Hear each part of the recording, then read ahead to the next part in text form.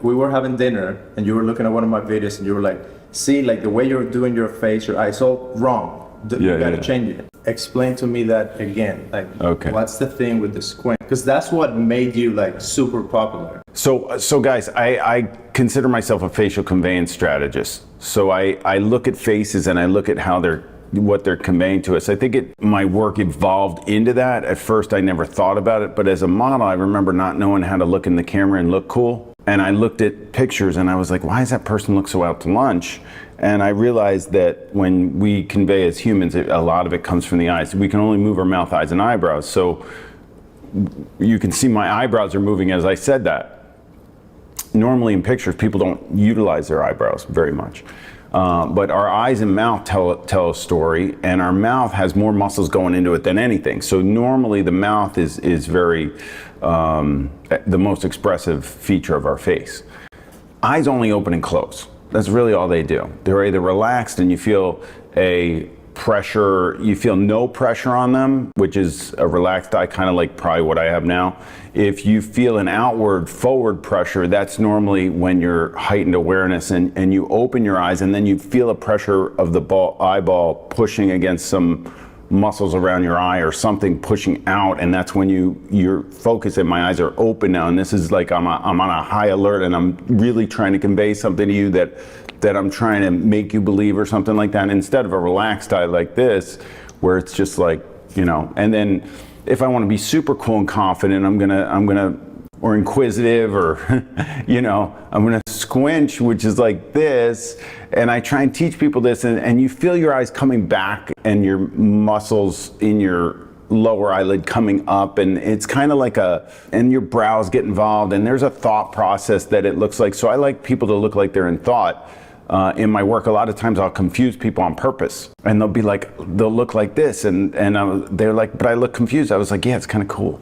It's mostly based on, like my work's based on camera invisibility. So I don't want a camera to be the focus of the human. So when you look into a camera, it's very cold. It's a hunk of metal, plastic, and glass. So you look through it and you don't get that connection with the human being.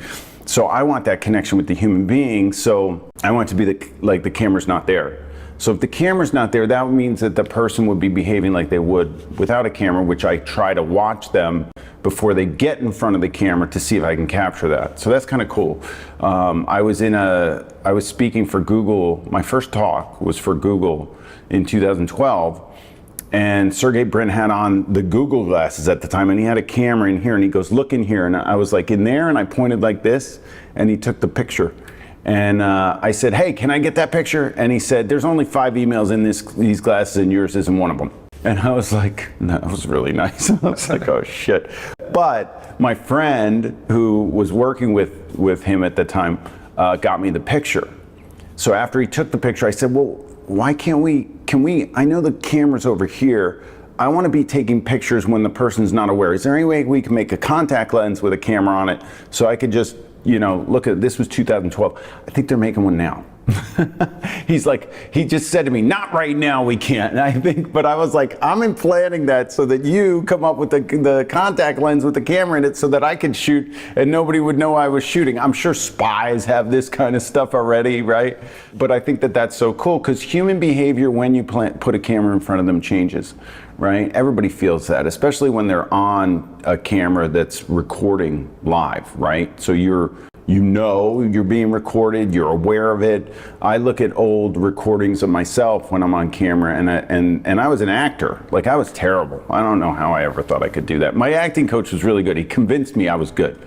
I was very good, I think, with him, but the minute I got in front of anybody else, I was a disaster area. But all that training, I studied acting for like 3 years, 2 years really strong. All that training helped me when I got on stage for what I do now. And in front of cameras all the time. So whenever somebody's directing me, I'm like, I've been directed. I've modeled for like when people direct me, especially photographers. I do this workshop called the Headshot Intensive. I have photographers direct me. I go into character. I use my acting chops. I become Joe the plumber or whoever. And whenever they direct me and they're directing me towards some sort of comfort level, I know that it's ingrained in photographers to try and, they're not doing what I consider myself a facial conveyance strategist. So I'm looking at their face, I'm seeing what it's conveying, and I'm trying to mold their expression. People don't know what their expression looks like when they're on camera. Like, we don't know what our expression looks like because we normally don't think about it. And the one thing that we're very fortunate at is that our subconscious is the most, it knows how to make us look our most attractive. That's why subconsciously driven smiles are the most attractive. When you have a real smile, it's infectious. Like, it's our subconscious. We don't think about it. Whenever somebody's asked to smile on cue, it's like, it's terrible. It's terrible. My job becomes, it's all about getting the person to forget about the camera, while technically taking a sound picture, but forgetting about the camera, and putting them at ease, and then trying to see what their face is conveying, and getting them to think about things in ways that they would without the camera there. So the number one thing I always like to say this, because this is true after 20 some odd years of shooting this, the most crucial thing that I've learned, that I think is the most important thing that I've learned as a photographer, is that your brain will try to tell you what your face looks like, but it doesn't know. So people think that their brain is right. So their brain's telling them, no, your face looks like this, you should do this, when they look like totally like a deer in the headlights. They look like this, and their brain's telling them that's right. I'm like, you don't listen to your brain, listen to me. I'm looking at your face. I see your face. Your face is a mess. Like, what are you doing? Yeah, don't do that. Like, and then I have them make faces, and they're like, that feels weird. Yeah, because you're used to making that face subconsciously. Of course it's weird. It's going to be foreign to you. We're novice at controlling our facial expressions. Like, could you imagine if we had that on our plate every day? Like, if you had to go around thinking about, well, I'm walking by this person, let me pull the corners of my mouth toward my earlobes now. Like, your brain just does it. You make eye contact with somebody, you feel you're in a good mood, you hit a little smile at them, they get that back. It's kind of nice. I don't think there's enough of that in the world. I think a lot of us, and I always had a problem all my life with eye contact. Like, I was scared, petrified. I don't know what it was. In my old age, I'm a more confident human than I was when I was younger. So I wouldn't I couldn't stand in my own shoes. I didn't know where I fit on this planet. I don't know. And I wouldn't be able to have a conversation, but with looking, like, I can look at somebody in the eye that's talking to me. But when I'm talking to them, like, I could do it with you now, but it took a long time for me to understand that. And to this day, I have to catch myself and be like, I'm like looking all over. People are like, why is he not paying attention to me? There's something about the thought process, or something of how much you care about what other people think about what you're saying and what they're taking in, and how confident you are in that. And I'm a little ADHD, so or a lot. I don't know. I think it's been a benefit. I really, when people, I have a lot of friends that tell me, oh, it's affecting my life negatively, and I've been diagnosed with it, and I'm taking like drugs for it and stuff, and I'm like, that's my superpower. Why would you fuck with that? Like, I'm like, that's like my thing. I really want you to check out this interview with my friend Peter Hurley.